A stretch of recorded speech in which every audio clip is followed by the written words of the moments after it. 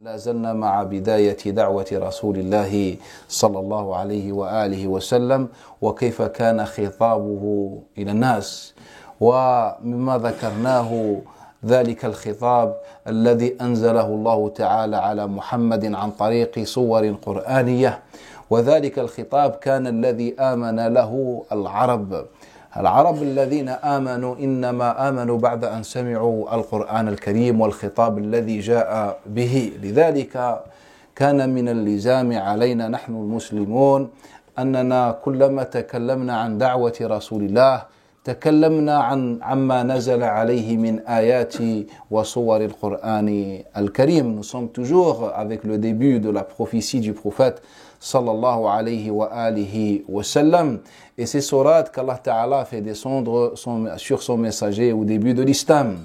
Je disais, il est important et nécessaire pour chaque musulman de savoir et de connaître les sourates que le prophète sallallahu alayhi wa sallam a reçues au début de l'islam, car ces sourates représentent le discours islamique qui a été adressé aux musulmans, qui a été adressé aux hommes et aux femmes qui étaient auparavant des hommes et des femmes ordinaires et que le Coran al-Karim a transformé leur vie.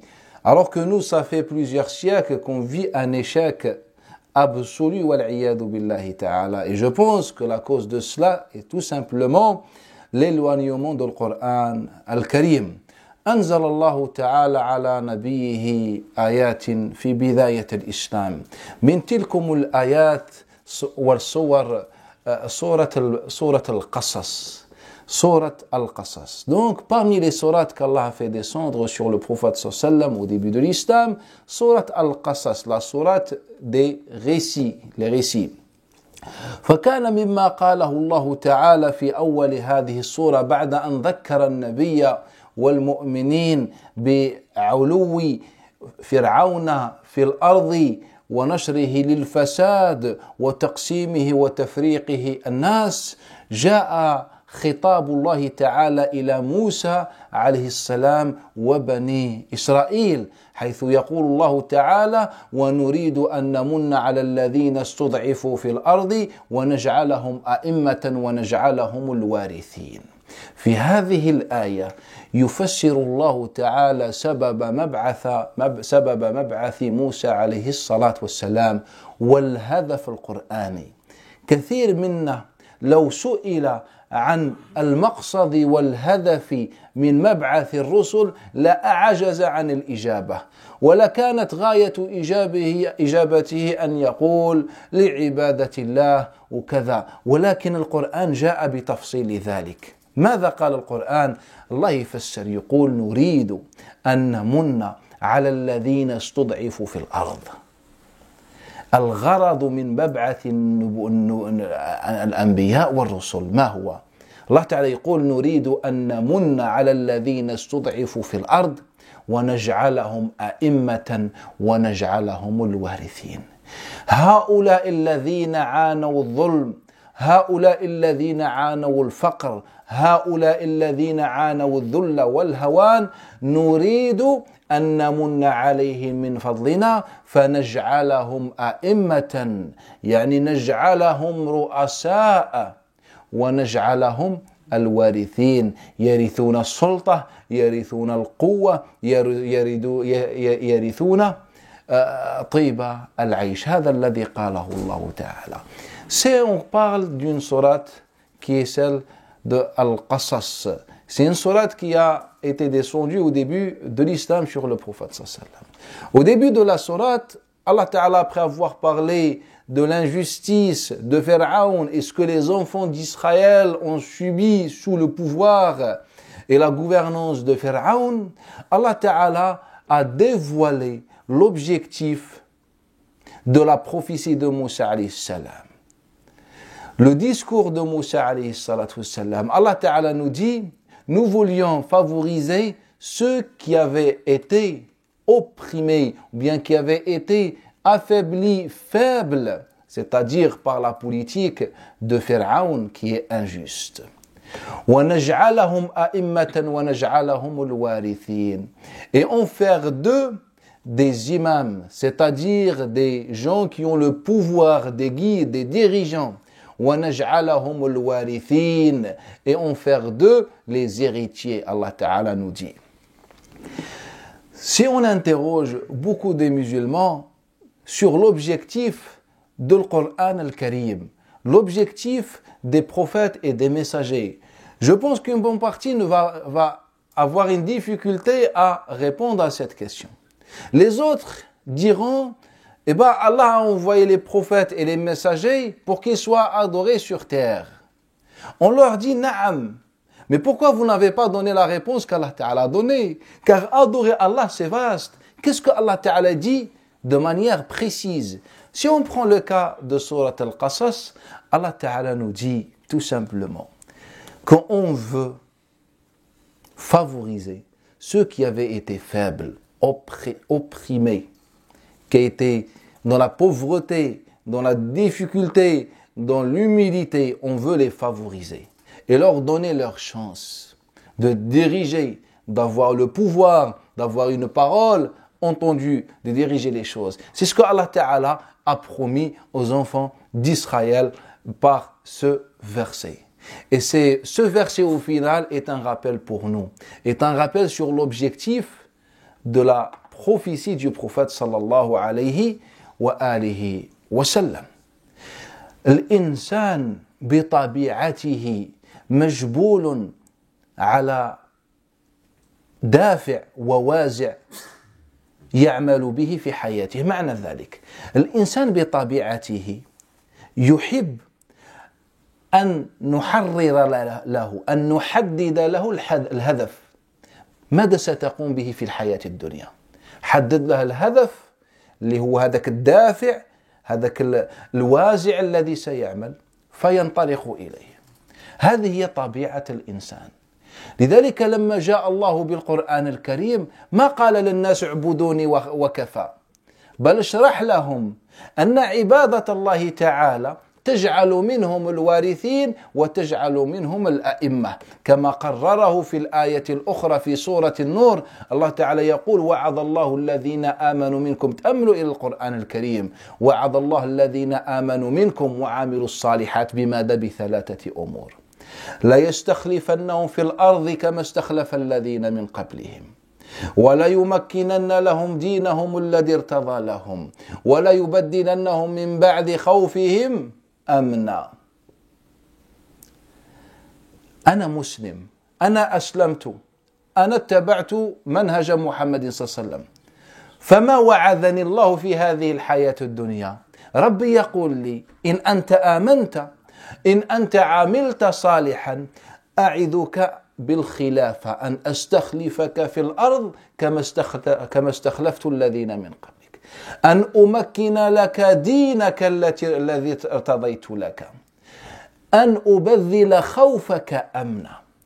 الخوف النفسي، الإنسان المسلم الآن يفتقد هذا الأمن النفسي، هذه الطمأنينة النفسية صارت اليوم سلعة غالية على كثير من المسلمين، وسوف نضرب لكل ذلك مثال. إذن هذه الصورة، هذه الآية في سورة النور أراد بها الله تعالى أن يعلمنا عن الهدف. يا مسلمون إن أنتم آمنتم وعملتم صالحا فلكم من الله ثلاثة وعوذ. الآن إذا سمعنا خطاب الخطباء، الآن إذا سمعنا خطاب الخطباء أهو يوافق القرآن الكريم؟ هذا ما سوف نجيب عليه. Si on se dirige vers Surat An-Nur, Allah Ta'ala dans Surat An-Nur nous dit quoi? Il nous dit Allah Ta'ala wa'ada Allahu alladhina amanu minkum. Allah a promis ceux d'entre vous qui ont cru, wa'amilu salihat, et qui ont fait les bonnes œuvres. Allah Ta'ala leur a donné 3 promesses. La yastakhlifannahum fil ardi, qu'il leur donnerait la succession comme il l'a donné à ceux qui les ont précédés. Deuxième promesse, وَلَا يُمَكِّنَنَّ لَهُمْ دِينَهُمُ الَّذِي ارْتَضَى لَهُمْ, c'est-à-dire il leur donne la chance et la possibilité d'adorer, de pratiquer leur religion qu'Allah Ta'ala leur a agréée pour eux. Et la troisième promesse, qu'il changerait leur peur ancienne en sécurité. Aujourd'hui, le musulman n'est plus en paix avec lui-même. Pourquoi? Car il y a un problème fondamental interne. Et je vais vous donner des exemples sur comment l'islam a résolu la question de la paix en soi. Quand vous prenez ce verset et vous le comparez avec le discours actuel des musulmans, aujourd'hui, quel est le discours? Ana aslamt, دخلت للإسلام, أتيت المسلمين, سألتهم عن ديني, ماذا قالوا؟ قالوا أقم الصلاة, أقمت الصلاة. سألتهم عن ديني, قالوا لي إن كان لك مال فأدي الزكاة, أديت الزكاة. سألتهم عن ديني, قالوا لي إن كان لك مال وصحة حج بيت الله تعالى الحرام, فحججت بيت الله تعالى. سألتهم عن ديني, قالوا لي أنت متزوج؟ قلت لا. قالوا جد لنفسك زوجة صالحة. سألتهم عن ديني, قالوا تعلم الفقه, كيف تصلي وكيف تزكي وكيف تحج. وأنا صليت وأنا حججت وأنا زكيت من قبل, ولكن سأتعلم ما قمت به من قبل. سألتهم عن ديني, قالوا هذا دينك, زدنا من النوافل, زد من الذكر, زد من قراءة القرآن. سألتهم عن ديني, قال هنا يكمل دينك. ولكن ما كانت إجابة القرآن لو أني سألت القرآن الكريم؟ الله تعالى ماذا قال في سورة التوبة؟ وإن أحد من المشركين استجارك, يعني لو أن أحدا من المشركين طلب منك الجورة, قال لك أنا نجي نعيش عندك, احميني, طلب عندك الجوار. وإن أحد من المشركين استجارك فأجره ليسمع كلام ربي. قال ليسمع كلام الناس, ليسمع الفتاوى, ليسمع القيل والقال؟ لا, ليسمع كلام الله. أي أن الهداية كل الهداية في كلام الله تعالى. وهذا الذي كان لابد علينا من فعله منذ زمان وقرون. لو أننا لدى دراستنا السيرة رجعنا القرآن الكريم لكنا فهمنا ما جهلنا في هذا الزمان. الله تعالى إذا أسلمت ماذا يقول لك؟ وعد الله الذين آمنوا منكم وعملوا الصالحات ليستخلفنهم في الأرض كما استخلف الذين من قبلهم وليمكنن لهم دينهم الذي ارتضى لهم وليبدلنهم من بعد أمنهم من بعد خوفهم أمنا. إذا أسلمت الله تعالى يقول لك هذه ثلاث الأمور, يرسم لك أهداف, يعطيك وازع, يعطيك سبب تعيش لأجله, يعطي لحياتك معنى, عندك معنى في حياتك, يعطيك مشروع تقوم به. كماذا قال الله لبني إسرائيل؟ نريد أن نمن على الذين استضعفوا في الأرض ونجعلهم أئمة ونجعلهم الوارثين. هناك مشروع اجتماعي اقترحه الله على الناس. أنا من بني إسرائيل وأنا مستضعف, إن آمنت برسالتك يا موسى أي شيء سيتغير في حياتي, ما أي شيء, أريد شيء ملموس. موسى يجيب بهذه الآية نريد أن نمن على الذين استضعفوا ونجعلهم أئمة ونجعلهم الوارثين. إن شاء الله غادي تكون إمام وتكون وريث وتعيش بكل شرف وتحفظ لنفسك عرضك من بين الناس. هذا الذي وعد الله, ولكن هذا الوعد جاء تفسيره حرفا حرفا وخطوة خطوة. شرح الله في القرآن كيف تتحصل لك الإمامة, كيف تتحصل لك الوراثة. هذا شرحه الله تعالى. إن نحن فتحنا كتاب الله. الآن إذا أسلمت ماذا سوف يتغير في حياتي؟ نقول لك صلي وزكي وخلاصة ذلك الصلاة والزكاة هذه نوع من العبادات. أنا أريد الإسلام بكامله. نقول لك لا تزوج إن شاء الله ربي يرزقك بالأبناء وانتظر الموت.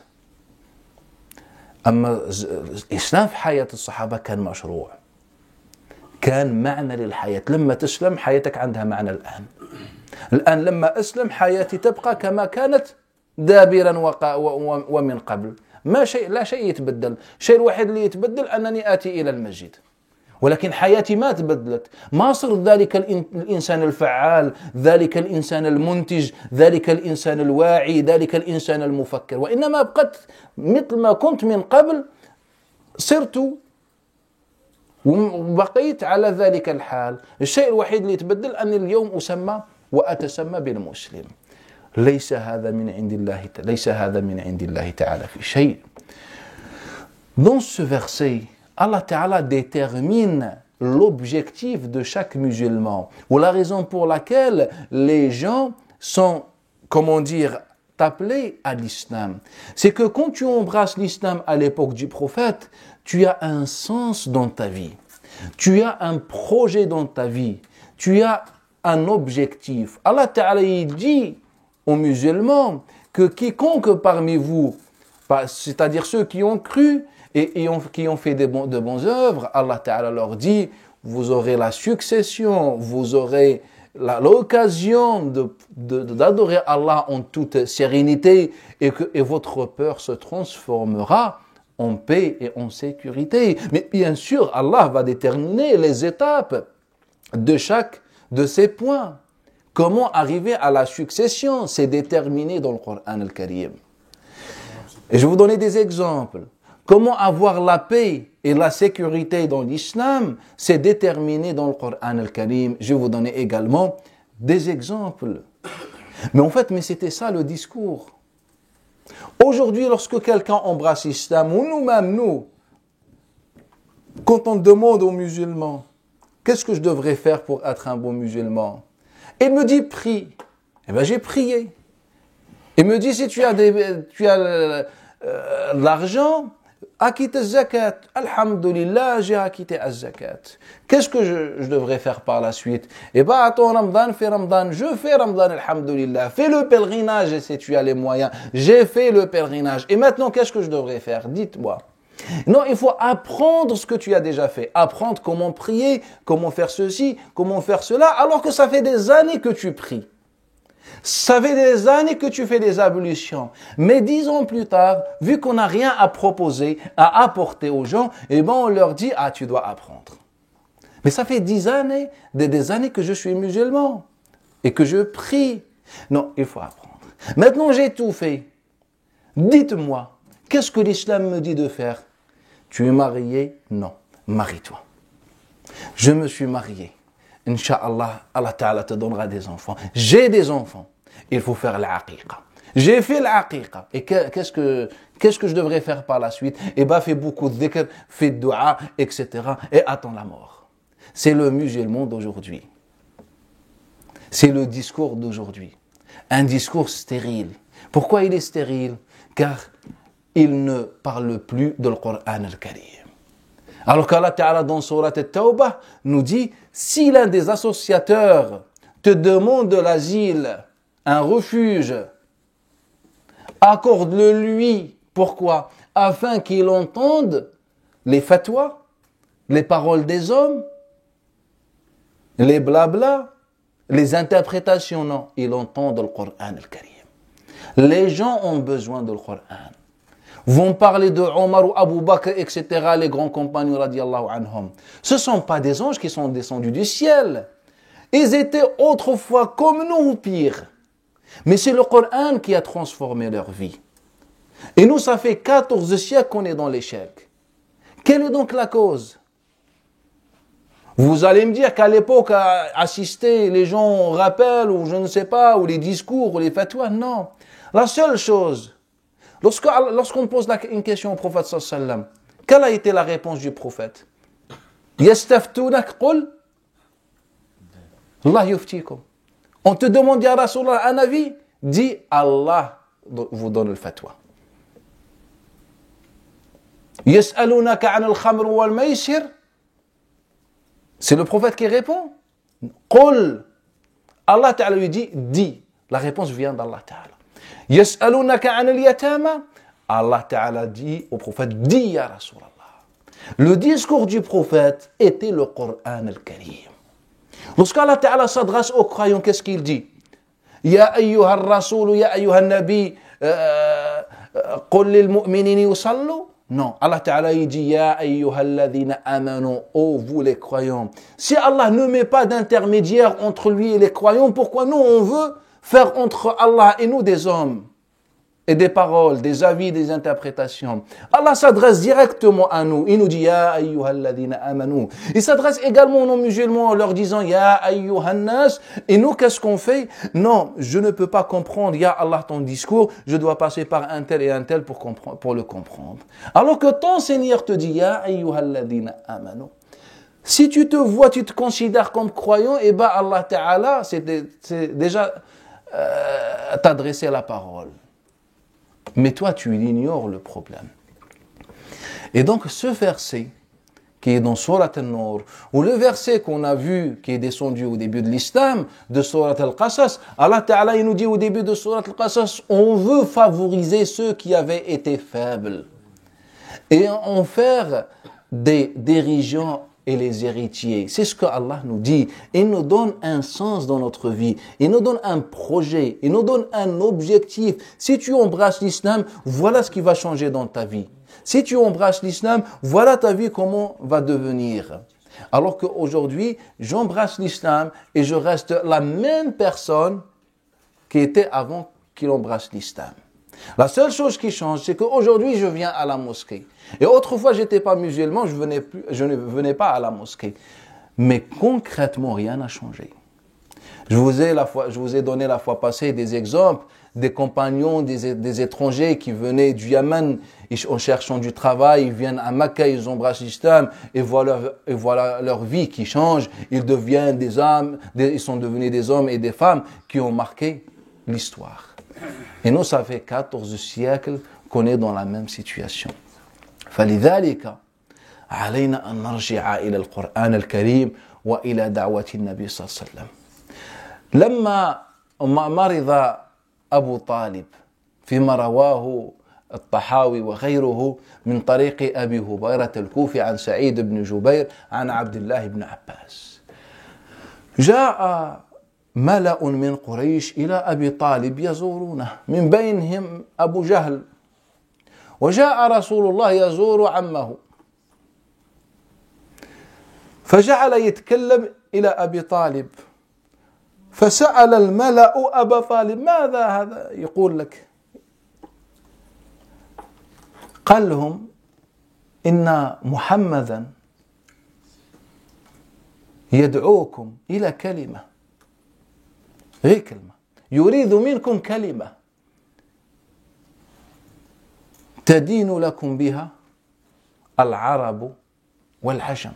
لو كان تقولوا كلمة قال لكم يكون عندكم السلطة على العرب والعجم.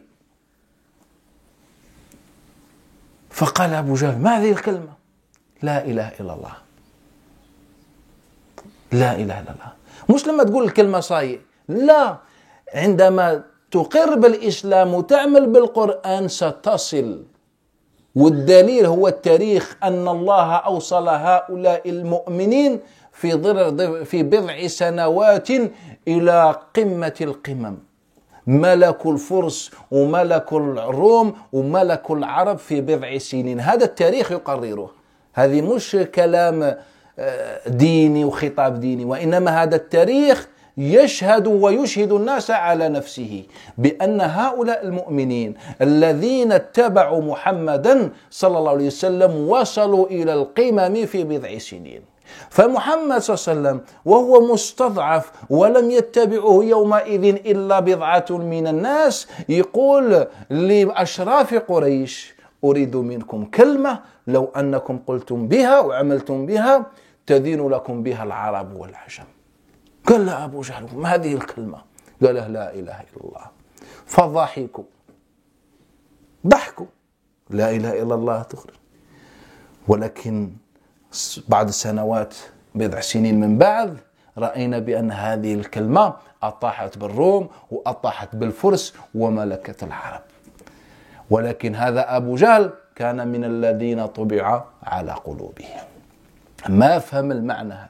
ولكن النبي صلى الله عليه وسلم، تأملوا إلى الحديث النبوي، هذا الخطاب أسمعتموه من قبل في مسجد؟ ما هذا الخطاب؟ النبي يقول لهم لو أنكم تسلمون تكون عندكم القوة على العرب والعجم. هل هذا الخطاب نسمعه واعتادت آذاننا على سماعه؟ حنا يقولوا لنا لما تسلم ربي يدخلك الجنة. ما هذه من بعد، أنا احكي لي على الدنيا. إن شاء الله ربي يدخلني الجنة ويدخلنا أجمعين، ولكن في هذه الحياة الدنيا ماذا سيكون؟ أنا نبغي الحياة الدنيا ومن بعد إن شاء الله الآخرة. النبي قال لهم لو أنكم تقولوا كلمة في هذه الحياة الدنيا ستملكون العرب والعجم، وملك العرب والعجم. الآن لماذا الخطاب الديني؟ لماذا الخطاب الديني الآن لا نسمع منه هذا الخطاب، خطاب المشاريع وخطاب الرؤى وبعد النظر؟ نسمع منه مواعظ، نسمع منه تذكير، نسمع منه كلام فضفاض، وهذا هو الخطاب الإسلامي. لذلك الإنسان المسلم، الشباب يأتون إلى المساجد بقوة وطاقة، ولكن ما عندهم إرشاد، ما عندهم توجيه. شاب مسلم بقوته وطاقته يأتي إلى المسجد ممتلئ ومفعم إيمان، يريد أن ترشده، أن توجهه حتى تكون عندنا مجتمع قوي ويكون عندنا إسلام صلب. ولكن سيطول عليه الأمد وأنت تقرر على ذهنه وفكره الجنة النار، الجنة النار، كذا وكذا. هذه حتى تقتل فيه هذاك الإيمان اللي عنده، يطول عليه الأمد، يمل، لأن الإنسان بطبعه ملول، يمل. كل يوم هذا الشيخ يحكي لي على الجنة والنار، ما كانش جديد. عرفت باللي جنة ونار ما شاء الله، ولكن أعطيني مشروع في حياتي كما أعطى الله صحابة محمد صلى الله عليه وسلم. ربي قال لهم وكان تؤمنوا تكون لكم الخلافة ويكون لكم التمكين ويكون لكم الأمن. الآن أنا لو أني آمنت ماذا سيكون لي؟ ما كان إجابة. لماذا؟ لأننا لما استجرنا لسماع كلام الله ما أسمعون كلام الله، وإنما أسمعون القيل والقال والفتاوى والتأويلات. Lorsque le Nabi sallallahu alayhi wa sallam un jour a appris la maladie de son oncle Abu Talib, il est parti lui rendre visite, comme rapporte l'imam al-Tahawi d'après Abi Hurayra, d'après Saïd ibn Jubair, d'après Abdullah ibn Abbas. Et il a trouvé chez lui les notables de Quraysh. Il a dit discrètement une parole à Abi Talib. Et Abu Jahl se lève, il dit: qu'est-ce que cet homme te dit, ya Abu Talib? Et là, Abi Talib répond, il lui dit: il veut de vous une parole. Et vous aurez le pouvoir sur les Arabes et les Romains, ou Rome. Abu Talib a dit: une parole? قال نعم, une parole. Quelle est cette parole? La ilaha illallah. Et là, Abu Talib, il commence à se moquer de Nabi sallallahu alayhi wa sallam. Je dis la ilaha illallah et j'aurai le pouvoir. C'est pas vrai. Mais qu'est-ce que l'histoire a démontré? Ce n'est pas le discours religieux que je suis en train de dire. En fait, c'est l'histoire qui a prouvé qu'en quelques années, cette parole a transformé la vie d'une poignée de bédouins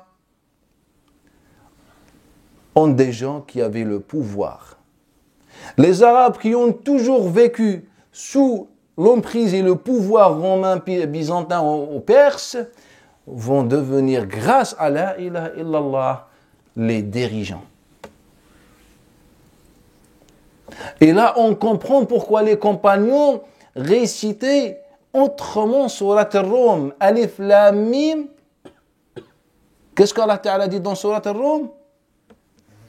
Ghulibat al-Rum. Mais Abu Sa'id al-Khudri ibn Abbas Abdullah ibn Omar et les autres compagnons récitaient autrement. Ils disaient Ghalabatir Rum. Alif Lam Mim, Ghalabatir Rum. Allah Ta'ala, selon la récitation des compagnons, qu'est-ce qu'il a dit? Il a dit que Rome a vaincu, a dirigé, a gouverné les Arabes pendant des siècles. Fi adna al-ard. De l'Irak jusqu'au Yémen, c'est Rome qui a gouverné. Ou même بعد غلبتهم سيغلبون. يغلبون, pas سيغلبون. C'est les compagnons qui ont récité comme ça. Le Coran al-Karim est riche. On peut le réciter de plusieurs façons. Et donc, et après leur domination, ils vont perdre. Et à la fin, Allah Ta'ala dit Wa'ad Allah. C'est bien la promesse d'Allah. C'est cette promesse qu'Allah Ta'ala a donnée aux croyants. Et cette sourate, la sourate al-Rum, est descendue au début de l'islam, à la période mecquoise. C'est que les Arabes même les croyants peut-être se sont posé la question. Regardez Rome qui gouverne depuis des siècles et des siècles. Et les Perses étaient incapables de faire face à Rome. Allah Ta'ala leur a dit, je sais, Rome a dominé. Mais il viendra un jour, Allah Ta'ala changera la situation. Et Allah Ta'ala a changé la situation et était la promesse qu'Allah Ta'ala a fait pour les croyants.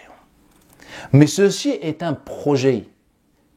Et donc le Nabi sallallahu alayhi wa sallam, lorsqu'il dit aux Arabes, je veux que vous disiez une seule parole et vous aurez le pouvoir sur les Arabes et les non-arabes, en parlant de Rome, et bien cette parole s'est réalisée. Même si Abu Jahl avait le corps voilé, il ne pouvait pas, comment dire, regarder, voir au-delà de cette parole, ou bien de son fanatisme. L'histoire a prouvé que grâce à cette parole, les musulmans ont changé le monde et ont gouverné le monde. Mais comment ils ont gouverné le monde? Grâce au Coran.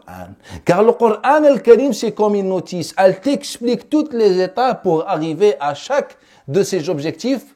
Par exemple, les objectifs qu'on a vus dans Surat Ar-Rum. La succession, la possibilité d'adorer Allah en toute sérénité et de vivre sa religion en toute sérénité et la paix en soi-même. Allah Ta'ala nous a expliqué toutes ces étapes-là. Prenez le début de da'wa de Nabi sallallahu alayhi wa sallam. كان العرب لهم أسواق ومواسم. المواسم هي الأيام التي تجتمع فيها العرب. كانوا يجتمعون قبل الحج. العرب قبل الإسلام كانوا يجتمعون قبل الحج.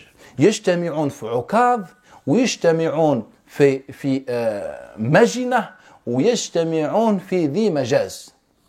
هذا عكاظ كان سوق، وهذا عكاظ يوجد شرق مكة، يعني بضع عشرات من الكيلومترات شرق مكة.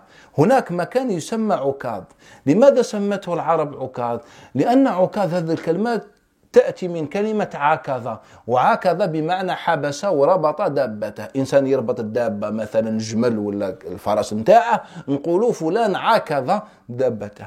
كانت العرب لما تجي تحج كانت تأتي في أول ذي القعدة تحج، ولكن الحج لا يبدأ إلا في ذي الحجة. ولكن العرب كانت تجتمع قبل الإسلام، كانت تجتمع في هذا عكاظ، فيقعدوا 20 اليوم الأولى من ذي القعدة في مكان عكاظ، يبيعوا ويشروا والشعر وكلام الشعر وكذا. فهذا سموا ذلك الموسم بموسم عكاظ، يدوم 20 يوم. تبقى 10 أيام من ذي القعدة. كانت العرب تتمشى تقترب شيئا فشيئا من مكة، تزيد تقرب المكة وتجلس في مكان وتنزل في مكان اسمه مجنة. اسمه مجنة. لماذا؟ لأنه كان عامر بالأشجار والنخيل وكذا. لأن ما معنى الجنة في اللغة العربية؟ الجنة هي الأشجار والنباتات، والمجنة هو المكان اللي تنبت فيه الأشجار. فكانت تقترب من مكة حتى لما يحين وقت الحج يكونوا قراب المكة.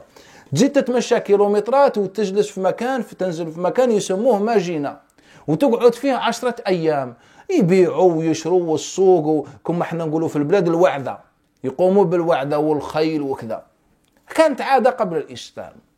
ثم إذا دخل ذو الحجة يبقى يمكثون 8 أيام في مكان يسمى ذي مجاز، يعني يزيدوا يقربوا هذا المكان متلاصق بعرفات، لاصق مع عرفات، يسموه ذي مجاز. علاه سموه ذي مجاز؟ يعني جازة، باش من تماك يدخلوا مباشرة في الحرم ويدخلوا مباشرة في الحج نتاعهم.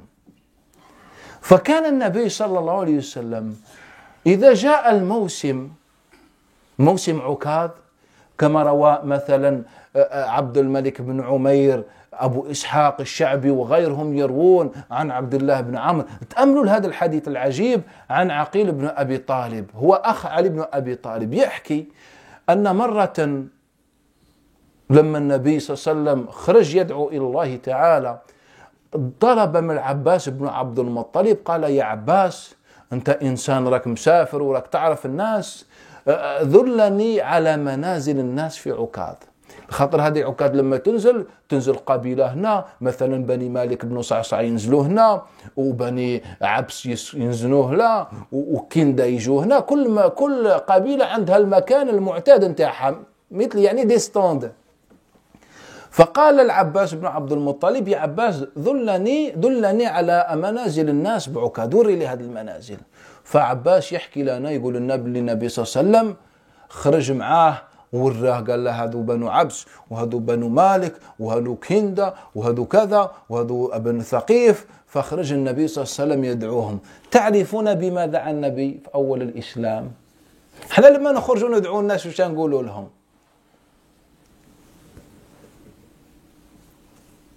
والجنة، النار، شكون اللي خلق السماء والأرض؟ هذا ما نقوله.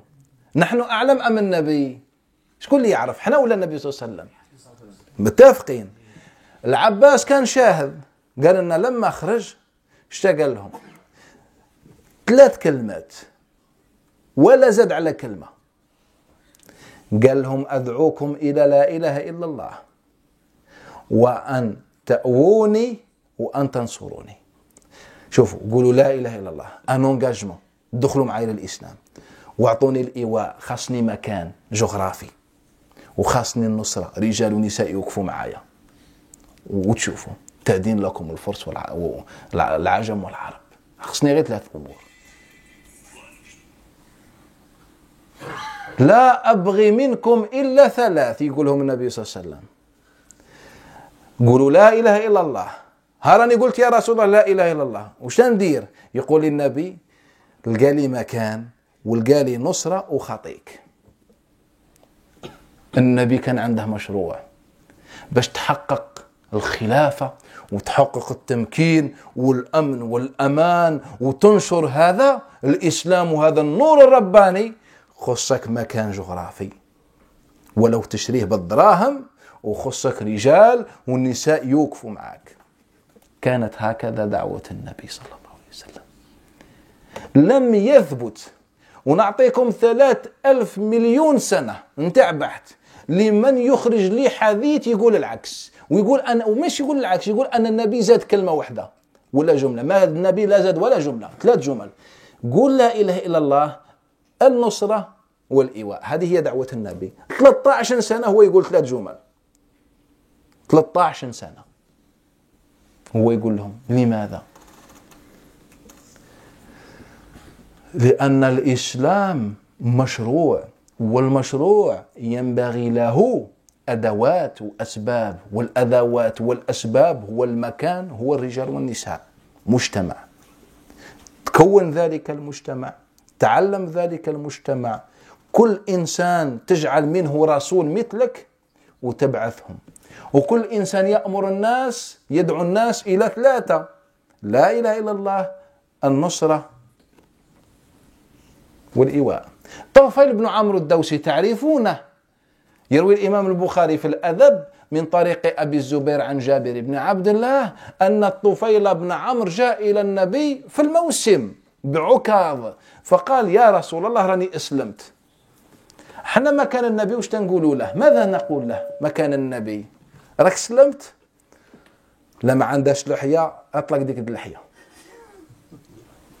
لا ما عندهاش ديك السواك روح شري سواك، لا ما راش لابس القميص نسيت القميص نتاعك شري قميص. احنا الدين نتاعنا درك هذا هو. قولوا لي ما شنو نقول له؟ هذا هو. النبي صلى الله عليه وسلم قال له سلمت؟ قال نعم. قال له بارك الله فيك. شوش النبي صلى الله عليه وسلم يقول له؟ يقول له أسأل، قال لها أسألك الإيواء والنصرة، نسألك زوج. ما قال له لا روح دير جوز، تأويني تعطيني مكان، تخصص لي مكان، بلاد، مدينة ونصرة. فقال هلم يا رسول الله إلى حصن حصين وعدد وعدة. تعال يا رسول الله إلى حصن غوند سيتاديل يا رسول الله كي نوز اتون au يمن. بسم الله وعدد وعدة دي زوم بيان إيكيبي. قال استشرتهم، راهم علمهم بما تقول بعثوك؟ قال يا رسول الله نستشيرهم. فأعرض النبي عنه، روح استشيرهم. لما مشاو عاد في هذاك العام المقبل كانوا أهل المدينة ديجا جاو وقالوا له يا رسول الله صحيح استشرنا المدنيين. لما ذهب النبي صلى الله عليه وسلم إلى بني عبس في هذا المواسم سألهم كما روى الإمام أبو نعيم. ادخل عند قبيلة بني عبس كندة، وكندة هذوم البحرين كانوا جو يحجوا، فذهب النبي صلى الله عليه وسلم إليهم وقال لهم ماذا قال في الحديث نتاع العباس؟ قال لهم قولوا لا إله إلا الله واعطوني المكان واعطوني النصرة. فقالوا يا محمد، ما كانوا عادة ما سلموش وما سلبوش ذلك يومئذ، يا محمد لكن احنا أعطيناك الإيواء والنصرة، أستكون لنا الولاية بعدك؟ يعني لما تموت تخلينا احنا نحكموا في بلاستك؟ قال لا، هذا أمر الله، مش كاسيون مصالح، أمر الله. قالوا له لا، قالوا لا. العرب كانوا ناس نتاع كلمة، قالوا احنا ما نقدوش ندخلوا معك في هذه القضية. وانطلق إلى بني عامر بني مالك بن صعصع قبيلة في المنازل تانيك يوم الحج، قال لهم لا إله إلا الله والإيواء والنصرة. قالوا له يا محمد ونقتسم معك الأمر؟ صح نديروا ونقتسموا تحكم جهة وإحنا جهة؟ قال لهم لا، هذا أمر الله. قالوا له لا، نعتذر ما نقدرش نتمشى معك. فجعل النبي صلى الله عليه وآله وسلم يتنقل بين القبائل ويقول سالم بن أبي الجعد عن جابر بن عبد الله أن النبي صلى الله عليه وسلم مكث 10 سنين بمكة وهو يتبع الناس في منازلهم، ما خلاش بلاصة يجتمعوا فيها الناس إلا أتى عليها. ويقول أن محمد بن المنكدر عن الديلي عباد الديلي يقول كنت مع أبي وأنا رجل، كنت مع أبا يعني أنا كنت شاب نعقل، فرأيت النبي يتبع الناس في منازلهم وخلفه رجل وضيع، إنسان شباب، رجل وضيع أحول ولكن عور. فكان النبي يدعو إلى ماذا؟ 3 أمور: لا إله إلا الله، الإيواء والنصرة. وهذاك الرجل يدعو الناس إلى ألا يتبعوه، يقول لهم هذا كذاب وهذا ساحر وهذا كذا. هذاك الرجل هو عم النبي أبو جهل، أبو لهب كما قال الحاج معليش. فكان النبي صلى الله عليه وسلم يتبع الناس في منازلهم. وما دعا النبي بمكة إلا ب3 دعوات: لا إله إلا الله، الأرض، والجماعة. فلذلك لما جاء أهل المدينة، هذا سوف نشرحه من بعد ونذكر فيه الأحاديث، لما جاء أهل المدينة وقالوا له صاير نضمنا لك المكان ورانا ضمنا لك النصرة، انطلق إلى المدينة وبنى دولته، ابدأ وشراء الأراضي، دار السوق، دار المقبرة، ابنى المسجد. وفي 3 سنين الأولى بنى 35 مسجد النبي صلى الله عليه وسلم، كل مسجد له دور. مسجد النبي صلى الله عليه وسلم يقوم بشيء نفسه، والمسلمين جعلوا يستصلحون الأراضي. كانت واحدة السبخة أرض ملحية غير تاع ملح، يسموها أرض العقيق، وهي أكبر وأشسع الأراضي نتاع المدينة اللي موجودة في الغرب نتاع المدينة كان يسموها أرض الغابة، يعني هي غير غابة نتاع حشيش ولكن أرضها مالح. أمر النبي بأن تستصلح، كانوا غير سامحين فيها، كان تاع اليهود وسمحوا فيها لأنها لا تؤتي زرعا، فقال لهم النبي استصلحوا الأراضي. كما في البلاد الصحراوية الناس تستصلح الأراضي، تقول على الرملة وتخدمها وتولي عامرة وتولي جنات ونعيم، فالنبي أمرهم يستصلحون الأراضي، ولات عامرة وأشجار وخير وخدم الشباب يعني بدأ الاقتصاد الإسلامي ينمو. هذا هو دين الله، هذا هو دين الله. دين الله لما تكون إنسان فعال ومنتج. عمر بن الخطاب رضي الله عنه، نسألكم سؤال، كان يصلي كل يوم مع النبي صلى الله عليه وسلم؟ هذا سؤال جاوبوني. كان يصلي كل يوم مع النبي؟ انتم اوتوماتيك تقول نعم كان محافظ على الصلاة مع النبي. لا، هو يقولنا لا، والحديث راه في البخاري. الزهري عن عبيد الله بن عبد الله بن عتبة بن مسعود يقول لنا عن عبد الله بن عباس عن عمر بن الخطاب أنه قال كنت أنا ورجل من بني أمية بن زيد من عوالي المدينة. كان عمر يسكن في الشرق نتاع المدينة، في الشمال نتاع البقيع، المقبرة نتاع البقيع غير شوية فوقها كان الدار نتاع عمر بن الخطاب. وللأسف أن هذه الآثار والمعالم هدمت، معلش الله يهدينا وصي. فكان قال لك كنت أنا وجاري من الأنصار من بني أمية بن زيد، قبيلة يقولها بني أمية بن زيد، كنا نتناوب النزول إلى رسول الله، أنزل يوم وينزل يوم، نهار أنا نمشي نشوف فيه النبي ونهار هو يمشي يشوف فيه النبي، هو يشوف النبي. يعني النهار اللي ما ينزلش فيه عمر بن الخطاب وش كان يدير؟ ها؟ كان راقد؟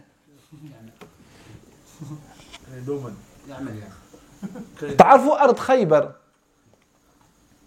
أرض خيبر شرى نصها عمر بن الخطاب قبل أن يفتحها المسلمون، كان شاريها عمر بن الخطاب نقدا، دراهم نقدا شراها.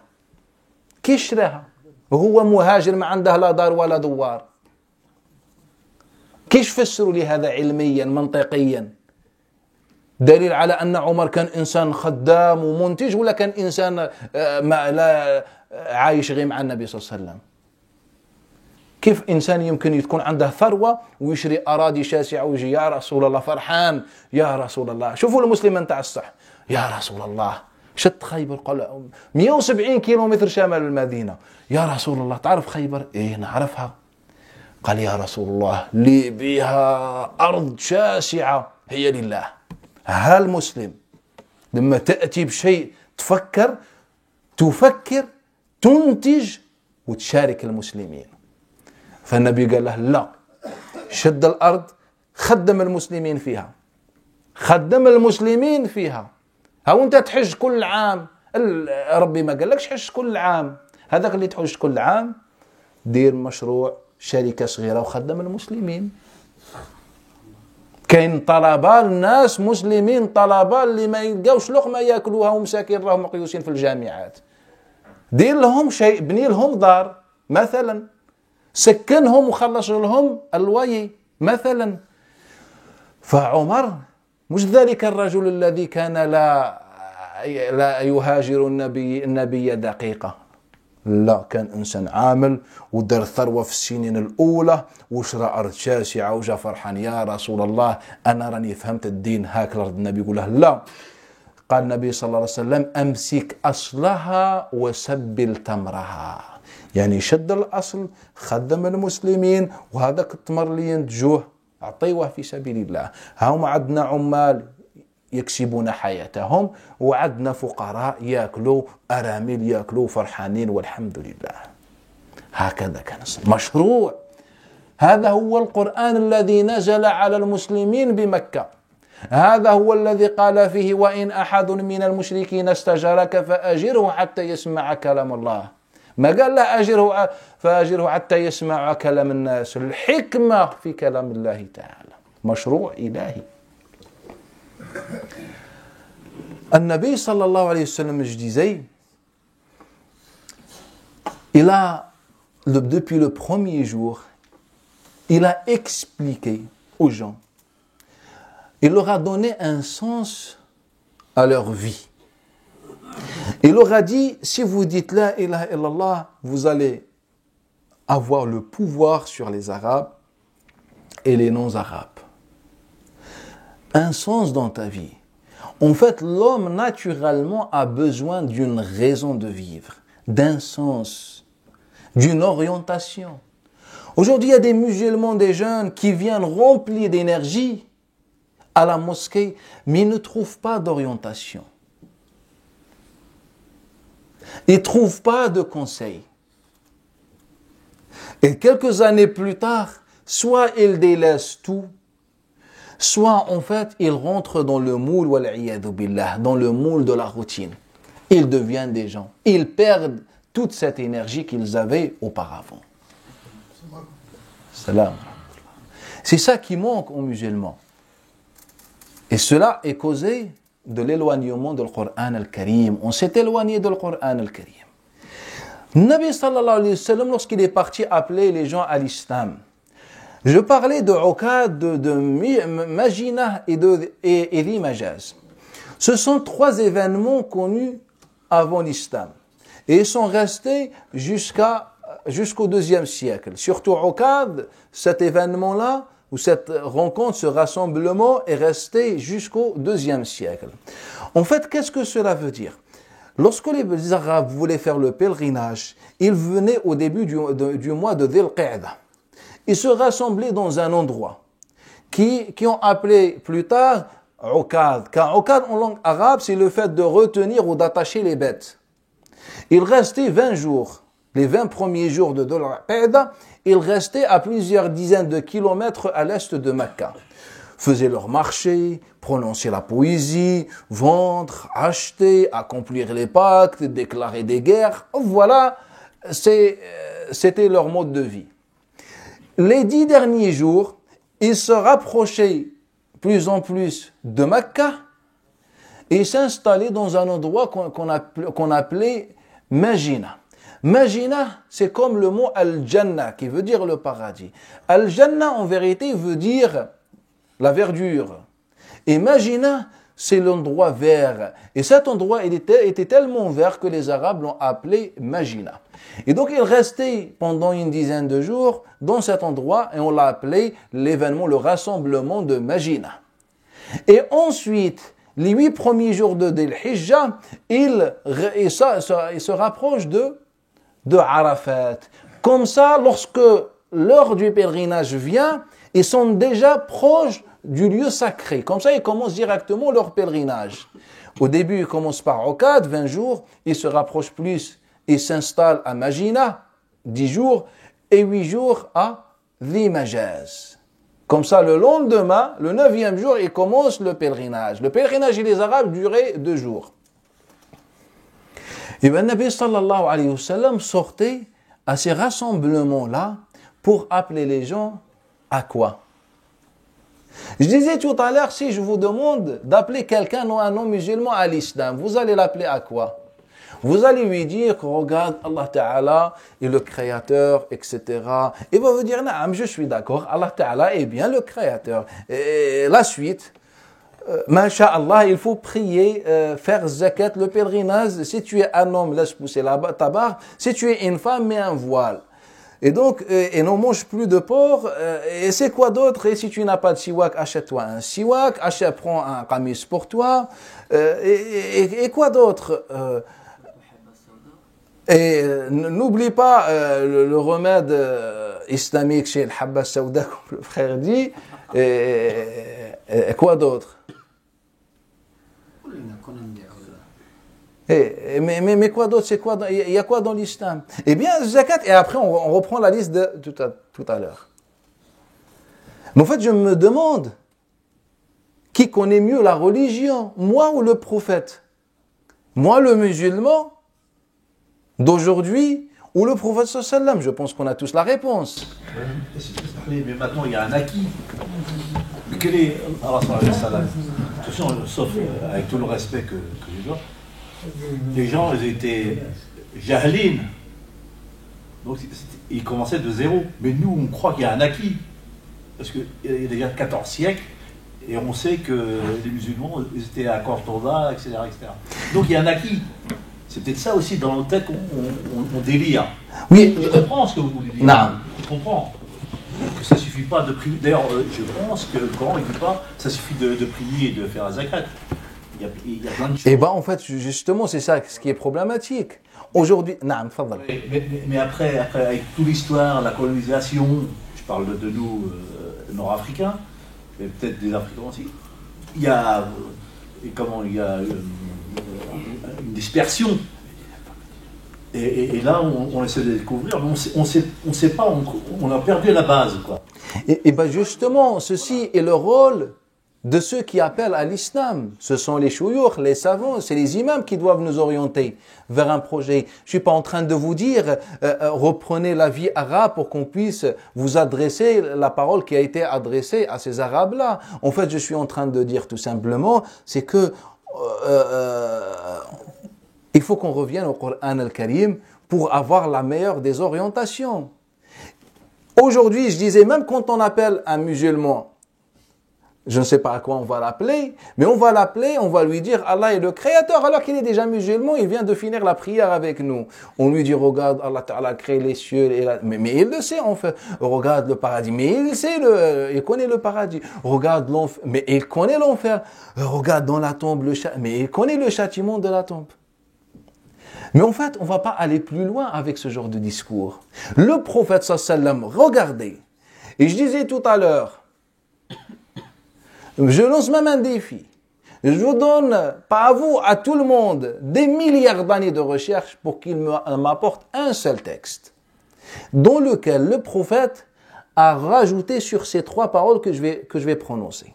Si vous trouvez un texte qui rajoute une 4e parole, venez me voir et je fais tauba devant tout le monde. Je fais un enregistrement pour faire déclarer ma tauba et je reviens à la guider. Il n'y a pas un 4e texte. Donc toutes les fois où le Nabi sallam est sorti appeler les gens, on ne sait pas à quoi encore, il a prononcé 3 choses. La ilaha illallah, c'est-à-dire engagez-vous à embrasser l'islam. La ilaha illallah, le symbole de l'islam. 2e parole, il a appelé les gens à lui fournir un abri, une terre. 3e chose, un soutien. On n'a pas dans le patrimoine un texte qui vient rajouter une 4e chose dans la liste, à cette liste-là. La seule da'wa de Nabi sallam pendant son séjour à Makkah était d'appeler les gens à s'engager à l'islam, en islam, à embrasser l'islam. 2e chose, à lui fournir 2 choses. Un abri, une terre et un groupe, une société. Pour qu'il puisse, dans ces 2 éléments-là, mettre en place le projet divin, le projet coranique. Aujourd'hui, le musulman, rempli d'énergie, on lui propose rien. Et il va devenir un jour comme nous. Il va s'habituer à sa routine, à faire les choses à répétition, les mêmes choses, à les répéter. Alors qu'à l'époque du prophète sallam, on était dans un autre monde, on avait une autre vision. Tufayl ibn Amr al-Dawsi, cet homme, lorsqu'il vient voir un Nabi à Mecca, comme rapporte le Bukhari dans l'Adab d'après Abu Zubair, d'après Jabir ibn Abdullah, il dit, ya Rasulallah, je suis musulman. Mettez-vous à la place d'un Nabi. Et que quelqu'un vous a dit, écoutez, alhamdulillah, je suis musulman. Qu'est-ce que vous allez lui dire? Tu es musulman, alhamdulillah. Ne mange plus de porc. Hein. Il faut apprendre le chapitre, maintenant c'est transformé, est devenu un chapitre. Le chapitre de l'association, pour que tu ne fasses pas shirk. Il faut faire sunna et se méfier de l'bid'a. Mais qu'est-ce que ce sont que des concepts que l'homme a inventés. On n'a pas un texte islamique qui parle de l'innovation pour votre information et culture générale. Et le hadith de Jabir et Aïcha sont connus. Nabi sallallahu alayhi wa sallam lui a dit, tu embrasses l'islam, alhamdulillah. Je te demande 2 choses, un abri et un soutien. Il dit, Ya Rasulallah, halom, mais viens, il a hisn hasin, une citadelle, une forteresse, viens, ya alhamdulillah, une terre et des hommes bien équipés. Viens, Ya Rasulallah, on a tout ce qu'il faut. Une terre et des hommes bien équipés. Et là, Nabi sallallahu alayhi wa sallam lui dit, est-ce que tu les as consultés? C'est eux qui t'ont envoyé. Il dit, Ya Rasulallah, da'ni ara amrahum. Donne-moi juste du temps, je vais les voir pour m'assurer à 100% qu'ils sont derrière moi et je reviens. Et il est parti, lorsqu'il est revenu, les Médinois étaient déjà là. Car les Médinois avaient embrassé l'islam un an auparavant. Et la deuxième année, ils avaient déjà la confirmation. Et ça, le Nabi sallallahu alayhi wa sallam a choisi Al-Madina. Mais si Tufayl ibn Amr est revenu avant les Médinois, le prophète sallallahu alayhi wa sallam n'aurait pas fait le hijra à Madine, c'était au Yémen. Et si les gens de Kinda avaient accepté le premier jour, Al-Nabi n'aurait pas fait le hijra à Madine, il l'aurait fait, où ça? Dans le Bahreïn. Et si les gens de Thaqif ont accepté, le prophète sallallahu alayhi wa sallam aurait fait le hijra à la région de Taïf qui se trouve au sud-est de Al-Madina. Et ça, on va l'expliquer par les textes que le Madina n'est pas un choix divin, c'est un choix prophétique, social, politique, économique. Et Nabi sallallahu alayhi wa sallam, dans le hadith de Suhaib de Aïcha, il leur a dit, je veux une terre avec 2 critères. Mais il faut qu'on se concentre, il faut rester concentré avec moi, car on parle de Nabi sallallahu alayhi wa sallam. Le Nabi, dans le hadith de Aïcha, Suhaib et les autres compagnons, il leur a dit, je veux une terre avec 2 critères. Terre madar wa nakhl. Je veux pas une terre de bédouins, je veux une terre de madar, de terre, des vraies maisons. Pas comme le cas de la banlieue de Mecca, les tentes, etc. Je veux une vraie terre habitée et je veux une terre de nakhl. Hein? Pas de date, c'est une métaphore, une terre agricole. Pas une terre stérile, fertile, na'am. C'était les critères que le Nabi sallallahu alayhi wa sallam voulait. Mais là, face à ce discours est rapporté par Abdullah ibn Amr ibn al-As, par Uqayd d'après Abd al-Abbas ibn Abd al-Muttalib, par Abdullah ibn Abbas d'après Ali ibn Abi Talib, par Abu Zubayr Sani ibn Abi al-Ja'd d'après Jabir ibn Abdullah al-Ansari, par Abdullah ibn Wabisa d'après Abihi, d'après son père, d'après son grand-père. Et les autres, c'est notoire. Un-Nabi n'a jamais appelé les gens à autre chose. Le discours de Nabi sallam est composé de 3 éléments. Le symbole de l'islam, l'engagement. Deuxième chose, l'abri. Troisième chose, le soutien. Et concernant l'abri, Nabi a imposé 2 critères. Une terre bien habitée, une vraie ville, pour qu'il puisse commencer à mettre en place le projet divin, et une terre agricole fertile. Mais face à nous, un projet. Mais avez-vous l'habitude, je vous pose une question, d'entendre ce genre de discours? Nous, est-ce qu'on a l'habitude d'entendre ce genre de discours? Les discours qu'on entend, c'est quoi? Le paradis, l'enfer, Allah a créé. Mais on le sait, en fait, on sait. Allah a interdit le riba. Mais en fait, on le sait. Allah a interdit l'alcool. Mais on le sait. Allah a interdit de mentir. On le sait, mais en fait, on le répète. Sans cesse. Ça fait 14 siècles qu'on répète la même chose. Et ça n'a pas changé la situation des musulmans. Pour quelle raison? Car Allah Ta'ala nous l'a dit. Si l'un des associateurs te demande asile accorde-le lui afin qu'il entende la parole d'Allah. On n'a pas donné aux musulmans l'occasion d'entendre la parole d'Allah Ta'ala. On entend les interprétations, les avis, les discours, etc. Généralement, quand on entend un discours, il est rempli de paroles, sauf la parole d'Allah Ta'ala. Et donc, Allah propose un projet. Il a donné un sens à la vie de ses premiers compagnons.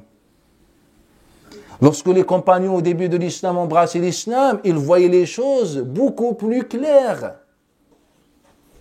Aujourd'hui, quand j'embrasse l'islam, je ne vois rien du tout. Je n'ai pas une idée. Je ne vois pas les choses plus claires. En fait, la seule chose qui change, en fait, c'est quelques actes que je ne faisais pas et je les fais aujourd'hui, ou que je faisais et je ne les fais plus aujourd'hui. C'est ça la seule chose qui change.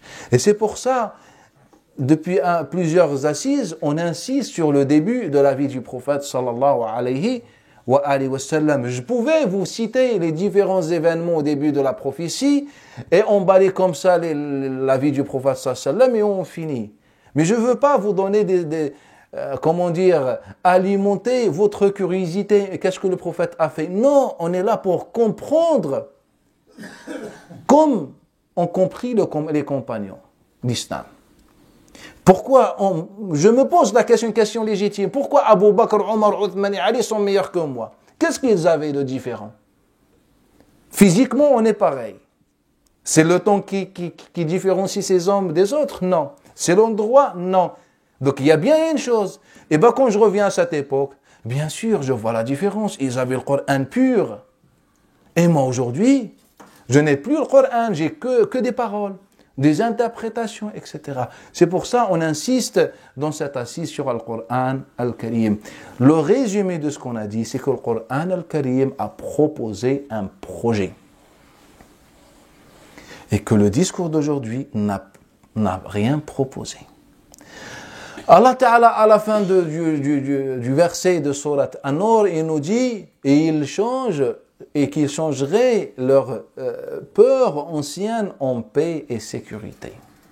Et ça, on l'a vu se concrétiser. Je vous ai donné un exemple sur les critères ou les éléments que le Nabi sallallahu alayhi wa sallam a pris en considération pour donner cette succession aux Arabes qui vivaient auparavant dans la soumission et l'humilité. Car on a dit, Allah Ta'ala a donné 3 promesses. La première promesse, dans Surat An-Nur, et aussi c'est la promesse de Surat Al-Qasas, c'est la succession sur terre. Eh bien, on a compris. On l'a vu. On a vu le début. Que Nabi, le premier jour, lorsqu'il a appelé les gens à l'islam, il a mobilisé ces gens. Il aura proposé 2 choses. Trouver un abri et un soutien. Et que cet abri doit être un madar habité. Et deuxième chose, une terre agricole, riche. C'est des critères concrets, logiques. Et là, quand on arrivera, Inch'Allah Ta'ala, à l'époque de Médine, vous allez voir comment An-Nabi sallallahu alayhi wa sallam a tiré profit de ces critères sur lesquels il insistait à Mecca. Et c'était les premiers pas de la réalisation de la succession à l'époque du prophète sallallahu alayhi wa sallam. Et après, plus tard, on va rajouter les autres pas qui ont permis au prophète sallallahu alayhi wa sallam de fournir cette succession aux musulmans. En quelques années, on eut le pouvoir. Nous, ça fait 14 siècles qu'on vit la défaite et l'échec. Vous n'allez pas me dire qu'il y a une autre cause. La seule cause, en fait, c'est le Coran al-Karim. Si on le comprend, on change notre vie. Si on ne le comprend pas, on reste comme on était depuis 14 siècles. Un peu moins, parce que... Environ 13 ou 12, voilà, depuis... À mon avis, 7, 8. Parce que l'apogée de l'islam est jusqu'au 14e. Après ça, c'est une autre question. On dit, Inch'Allah, on dit depuis 7 ou 6 siècles. En général, en conclusion, c'est que...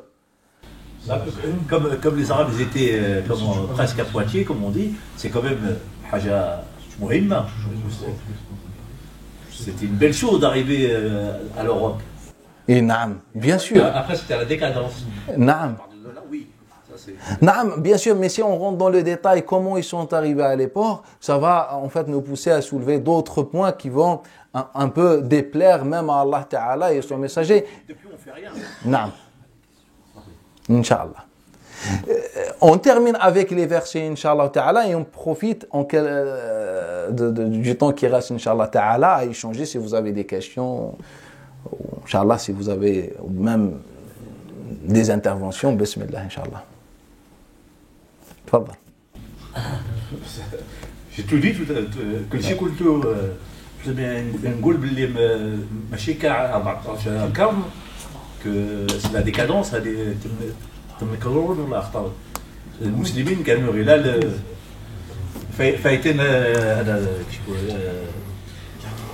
الحدود بين اسبانيول وفرنسا.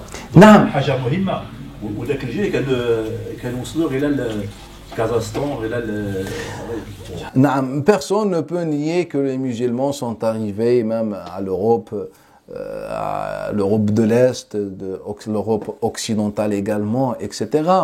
Mais en fait, ça va nous pousser, comme je disais, à soulever certains points qui sont un peu pas en notre faveur.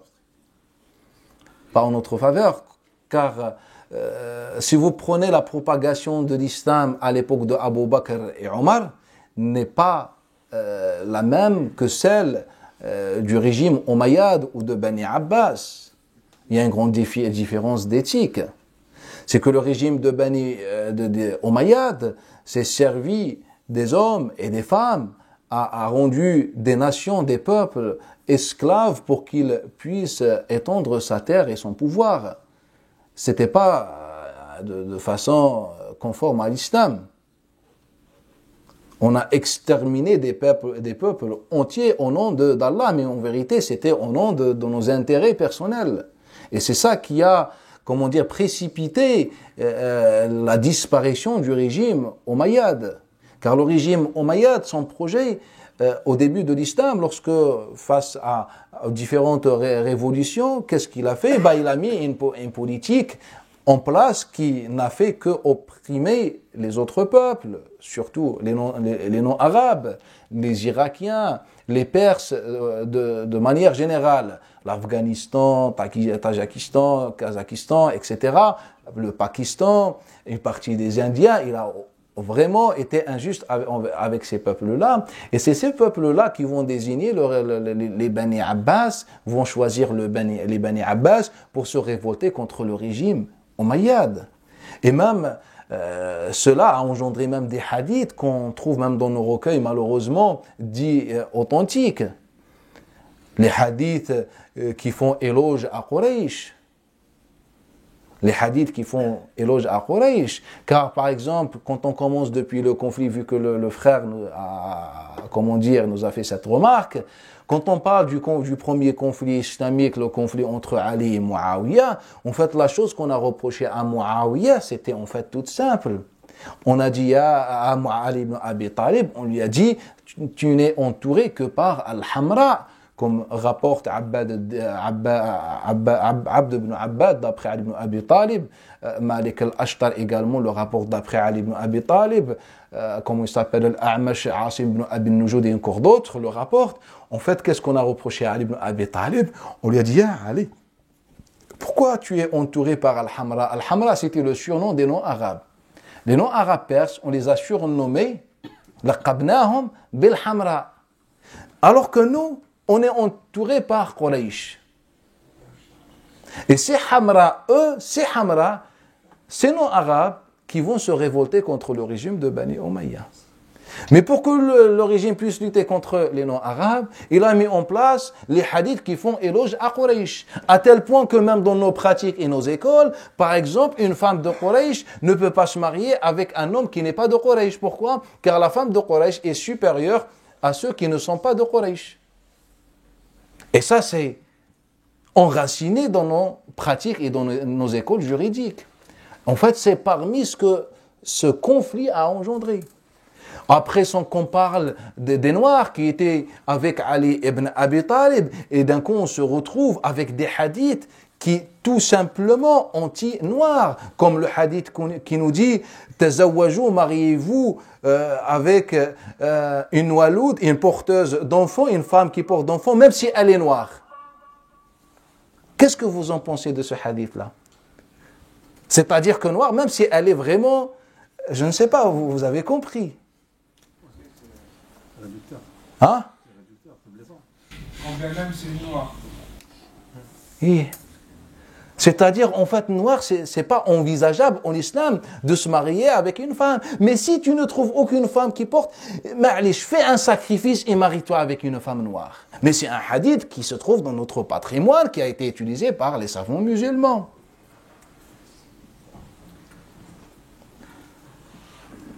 Et encore, c'est pour ça que je ne voulais pas ouvrir, en fait, il y a une grande histoire, c'est juste un aperçu. Naam. Cheikh, tu disais qu'il fallait qu'il y ait une terre où on pouvait dire la ilaha illallah, il fallait un soutien et que c'était un abri. La terre d'Abyssinie, quand le prophète a envoyé les gens en Abyssinie, ça ne pouvait pas être l'Abyssinie. Barakallahu fik. On n'est pas encore arrivé à Al-Habasha, l'Éthiopie. On n'est pas encore arrivé à cette époque-là. Non, ça c'est après. D'accord.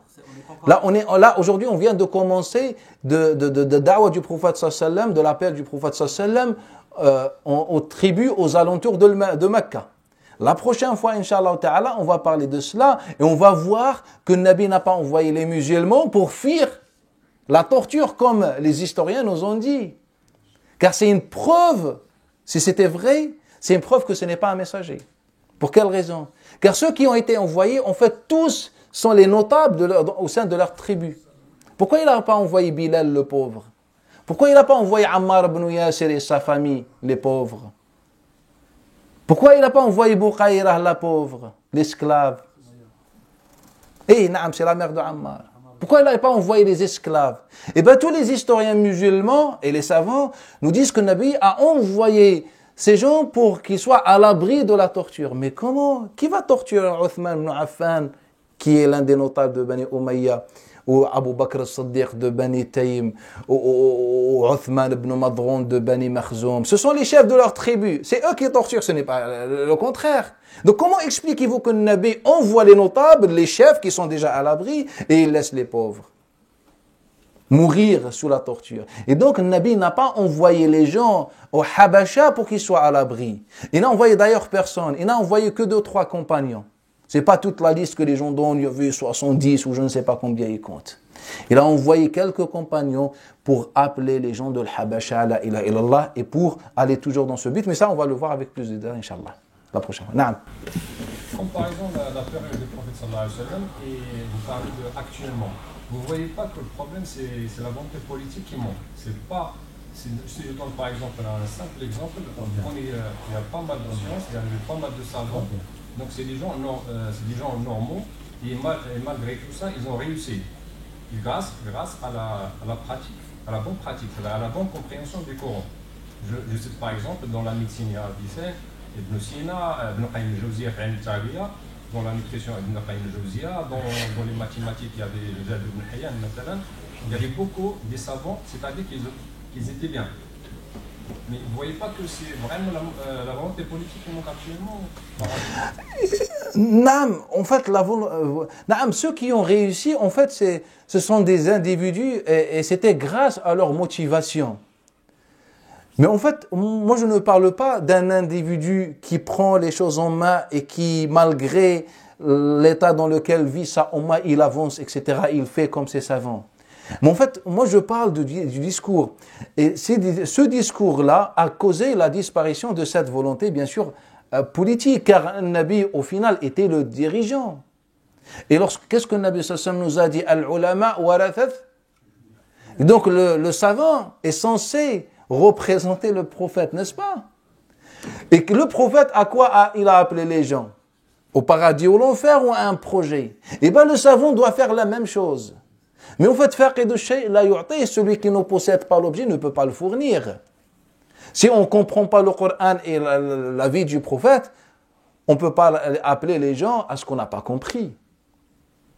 Et le fait de retenir ou mémoriser le Coran ou d'avoir quelques informations ne fait pas de toi, malgré tout ça, ne fait pas de toi un savant. Pour moi, le savant, ce n'est pas celui qui a passé toute sa vie à apprendre les sciences religieuses. Pour moi, le savant, celui qui a lu le Coran al-Karim, il a compris tout simplement le Coran al-Karim, il avance. Vous allez me dire qu'Omar ibn Khattab a passé toute sa vie à apprendre le Coran, le hadith, ou les divergences, etc. Omar ibn Khattab, déjà, il venait même pas voir Nabi sallallahu alayhi wa sallam tout le temps, il était occupé. On va le voir dans sa vie, qu'est-ce qu'il faisait dans sa vie. Et c'est ça qui a fait de lui le vrai savant. Naam, pour moi, le problème, c'est qu'il n'y a pas de discours islamique pertinent. Et ce manque-là a engendré ce que le frère nous a dit, le manque de la volonté politique, etc. On n'a pas de projet. Regardez, ça fait combien d'années on est, par exemple, en France. Qu'est-ce qu'on a apporté? Qu'est-ce qu'on a produit, nous les musulmans? On n'a rien produit. Pourquoi? Car en fait, le discours ne nous a jamais orientés vers la production, vers la réflexion.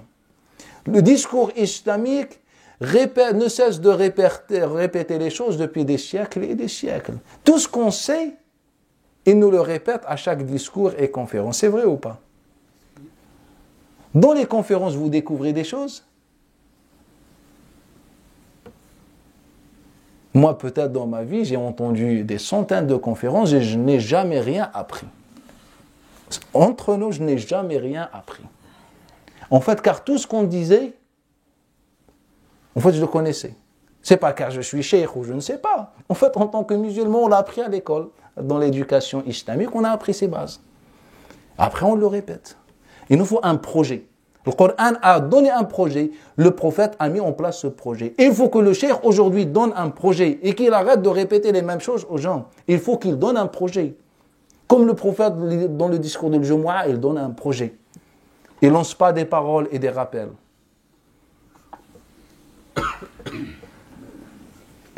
نعم تفضل. آخر خلاصة شيخ يعني اللي فهمت منك أن يوم نحولوا الخطاب الديني من خطاب مستهلك يحشو الفكر فقط يبحث عن حشو الفكر إلى فكر منتج. هذاك النهار نخرجوا من القوقعة تاعنا. نعم. هذا هو. ولكن ما هي الميكانيزمات؟ ما هي الوسائل؟ ما هي الأشياء اللي نستعملوها باش نرسكلوا الشباب؟ كيفاش نأطروا الشاب هذا نخليوه من شاب نافر من الجنة والنار ومن هذاك كما قلت. هذا خطاب ديني اللي يستهلك من هذا إلى شاب يتقبل ومن بعد ينتج. يتقبل الفكرة، تعطي له فكرة صغيرة ومن بعد هذيك الفكرة هو يوسعها إلى نعم إنتاج. يصبح يعيش حياة متوازنة في الدنيا وهذه الحياة بطبعها هي جسر إلى Inch'Allah. Donc le frère, il nous a dit comment faire de ce discours qui appelle à la consommation un discours qui appelle à la production. Et il pose la question, comment donc orienter ces jeunes qui embrassent l'islam, qui reviennent ou bien qui viennent à la mosquée tout simplement remplis d'énergie. En fait, moi je ne veux pas devancer les choses. Tout cela, on va l'évoquer. Là, on est dans l'introduction au début de l'islam. On a vu aujourd'hui, ou bien depuis pas mal de temps, le discours du Coran al-Karim, les principes du Coran al-Karim, le projet du Coran. Ensuite, ceux qui vont embrasser l'islam, car on est encore au début, comment le Nabi va les orienter. Et donc on va prendre cas par cas. On va prendre Omar, on va prendre Abu Bakr, Uthman ou des autres compagnons radiyallahu anhum, et on va dire, regardez Omar comment il était avant l'islam. Regardez comment il était le jour où il a embrassé l'islam et l'évolution de sa vie. Ça, on va le voir car c'est ça notre objectif. C'est comment, à travers la vie de ses compagnons, la vie du prophète sallallahu alayhi wa sallam, tout simplement, on peut orienter nous-mêmes et orienter les autres. Bi'idnillahi ta'ala. Naam. Tu dis que le Nabi sallallahu alayhi wa sallam, il a choisi Médine parce qu'ils ont répondu à l'appel. C'est pas parce que lui, il était déjà allé à Médine quand il était petit, quand il avait 5 ans, avec sa mère, tout ça. Non, ça n'a aucun rapport avec ça. C'est pas par rapport à ça. Et non, ça n'a aucun rapport. Parce qu'il a une attache et de la famille là-bas. C'est parce qu'ils ont répondu à l'appel. Pas du tout. La religion, ce n'est pas une question personnelle. Non, mais c'était vraiment parce qu'il a répondu à l'appel. Et 3 critères. Non, tout simplement. نعم الحاج. عندي أنا هجرة وتكبير المدينة elle n'a pas été choisie. Elle a été choisie avant que le prophète sallallahu alayhi wa sallam il est. Quand Youssef ibn Nawas, Touba, il est venu pour détruire Médine. Non. Les Juifs, tu ne peux pas la détruire. Parce que là, c'est la dernière maison de l'Hijra de Rasul sallallahu alayhi wa sallam. Donc Médine a été choisie avant. Et donc, le cheikh il nous dit que Médine a été choisi bien avant qu'Allah Ta'ala a envoyé Nabi sallallahu alayhi wa sallam. Il nous rappelle l'histoire de Touba, lorsqu'il voulait détruire Al-Madina, et les Juifs de Al-Madine lui ont dit, tu peux pas la détruire, car en fait, c'est la dernière terre du prophète, etc. Naam, c'est ce qu'on rapporte, naam. سي ان هيستوار نعم C'est une histoire. ايه نعم التوفيق اللي قلت التوفيق الرشيد باسكو الرسول صلى صلى الله الله عليه عليه وسلم. وسلم كي ترجع القوم تاعك يفونتي كي رجع عليهم قال لهم قولوا لا اله الا الله قتلوه ايه مالك قتلوه ما رجعش الرسول صلى الله عليه وسلم صلى الله عليه وسلم. فهمتي؟ تفضل. قلت الهجرة مع الرسول صلى الله عليه وسلم ما باعش الضعفاء وديك ما بعثهمش الحبشة بعثهم الميدين هاجروا الميدين قبل ما يروح هو سي صار ايه نعم هذه من بعد. ايه نعم من بعد نعم.